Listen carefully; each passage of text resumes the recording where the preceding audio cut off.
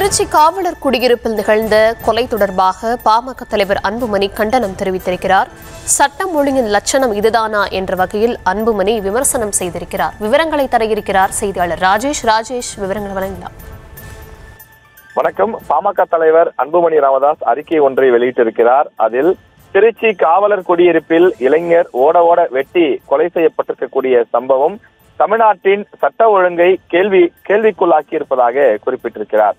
திருச்சி பீமநகர் பகுதியில் உள்ள காவலர் குடியிருப்பில் தாமரை செல்வன் என்ற இளைஞரை 5 பேர் கொண்ட கும்பல் ஓட விரட்டி இருக்கின்றார்கள், படுகொலை செய்திருக்கிறார்கள். சட்டம் ஒழுங்கை பாதுகாக்க வேண்டிய காவலர்கள் வாழக்கூடிய பகுதியிலேயே ஒரு இளைஞர் ஓட வெட்டி படுகொலை செய்யப்பட்டிருக்கிறார் என்றால் தமிழகத்தில் சட்டம் ஒழுங்கு எந்த லட்சணத்தில் இருக்கிறது என்று அவர் கேள்வி எழுப்பியிருக்கின்றார். தொடர்ந்து திமுக ஆட்சியில் கொலை செய்யக்கூடாத இடங்கள் என்று எதுவுமே இல்லை என்று கூறும் அளவுக்கு எல்லா இடங்களிலும் கொலைகள் அதிகரித்து விட்டதாக அவர் குறிப்பிட்டிருக்கிறார்.